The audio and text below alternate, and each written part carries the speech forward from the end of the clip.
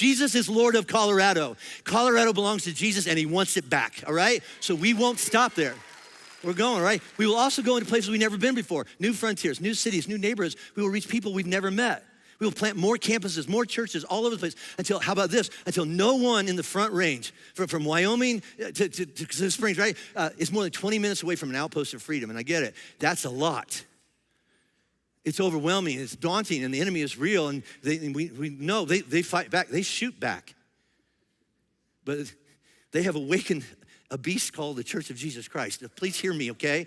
This is not a pep rally. This is not a drill. This is not a PR campaign. This is not a fundraiser. This is a declaration of war, not against anybody, but for people's souls. And we will not retreat. We won't quit. Or to quote Winston Churchill, we will never, never, never, never give up. And we cannot fail. We will not fail because the Lord is on our side and we are on the Lord's side. And we won't fail or retreat until every enslaved soul has a chance to be free or Jesus comes back, whichever happens first. If we follow Jesus into this battle that he has declared, all right, we will take back the promised land, all right? And we will make the walls of Jericho look like a warm-up act, all right?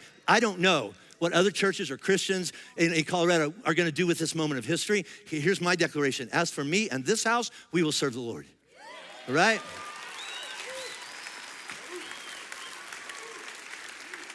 Oh, good. Here we go. So there's a phrase I talked about last week. I've been using it a lot. As we approach this new season of Flatirons. So whatever you think Flatirons has been in the past, we're gonna put it on steroids, and here we go, right? The task is huge. But we're taking the baton of those who have gone before us, who are responsible for us being set free. So here's what the plan is. We will build the thing that builds the thing. Right, do you understand that? It's like we're gonna build a thing that builds a thing that builds a thing into eternity, right? And it won't all happen this year or in 2 years or in a decade. A lot of it won't even happen in our lifetime. But the heritage we will leave behind is this. We built the thing that built the thing that's responsible for my children and my grandchildren, my great-grandchildren, having a shot at freedom. And I'll unpack this more in detail over the coming weeks, but the declaration of war means that we plant more outposts in new territory, up and down the Front Range, and across the world. It means equipping the people of God, that the army of God, training and deploying an army of full armor equipped warriors into the darkest places where most church goes, that's too scary, that's too messy, we don't want to go there. That's our specialty. It means investing not hundreds, not thousands, millions and millions of dollars. We are gonna jump in the deep end of the pool to rescue and restore women and children who right now are prisoners of human trafficking. Not on the other side of the world, right here in the Front Range. Now, I'm gonna talk about this more in a few weeks, all right? This has just happened in the last few weeks, all right? Within a few miles of the campus, wherever you're sitting, right now, women and children are being sold locally in the Front Range at a rate of over $100 million a year, just in the Front Range. I'm not talking about Cambodia and Philippines. We're gonna hang in there, right? I'm talking about every day. It's not somebody else's. It's your son and your daughter are being recruited and groomed every time they turn on their phone. Every time they scroll through social media, every time they play a game online. They think they're playing with a 17-year-old. No, he's 45.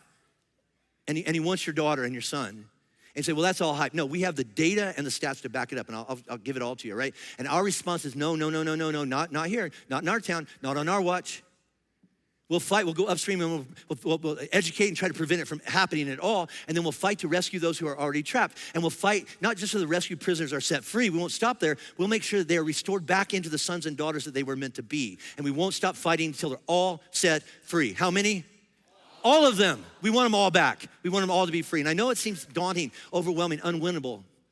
And I know you, because you already thumbed through that, and you got to page 74, and you go, that's $100 million over 2 years? Mm-hmm. Where's that gonna come from? The people of God. How do you defeat? I had to come up here and face you all, right? And so I have the same questions in my head, like how do you defeat the world, right? How do you defeat such a huge, spiritually dark, well-financed machine that seems to be winning and running our world? And I get it, right? Like here's the truth. There's more human slavery in the world right now than ever before in the history of the planet. We all look at the Civil War times. It's like, that's a warm-up act for what we have now. More people right now than the history combined are being enslaved. There is more addiction, suicide, divorce, abortion, mental illness, depression, war, disease, poverty, pornography than in the history of the planet right now. And the United States, the richest, freest country in the world, we're number one. We lead the world in all those categories. So I'm gonna go into gym world here. So I'm gonna take the Bible and just make a story so you don't have to believe this. But I wonder, you're going like, what's he gonna say? I wonder if, because the angels, we learned this, the powers and principalities, they didn't know the plan until it was revealed to them. I wonder if the angels thought the same thing when Jesus says, here's what I'm about to do. I'm gonna leave heaven, I'm gonna jump into that pig pen down there, and I'm gonna rescue people. And I think the angels would look back and go like, why?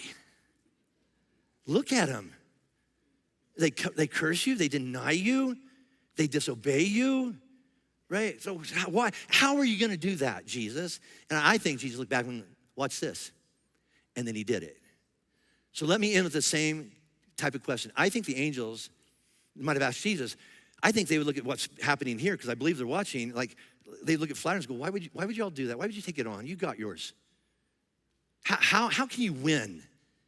How can you make a difference out there? And our response has to be the same as that of Jesus. We just point at Jesus and go, we're not, but watch him. This is what he does.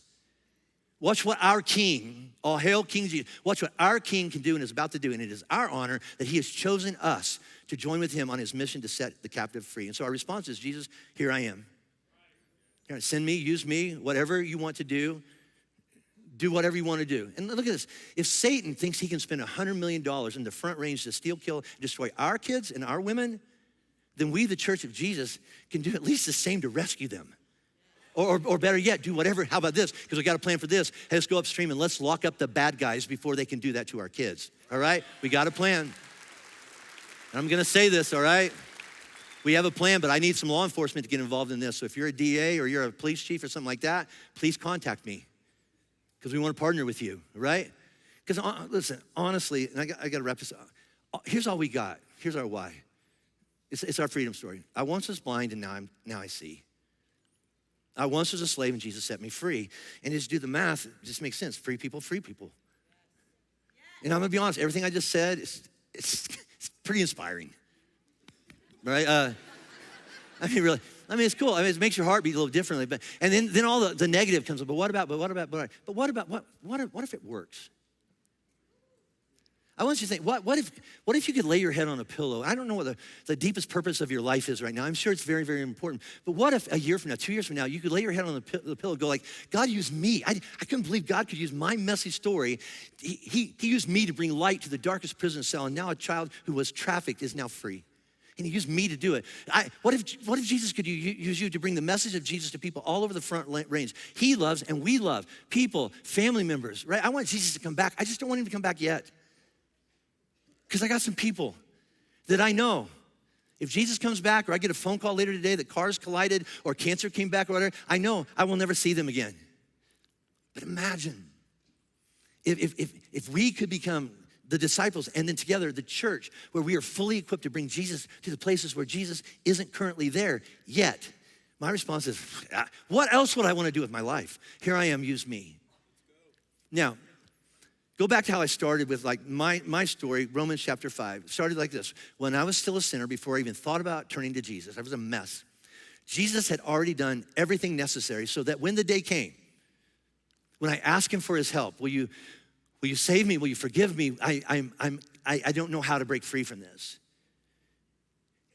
He'd already done everything. Everything was already for him to say, welcome home. I've taken care of everything.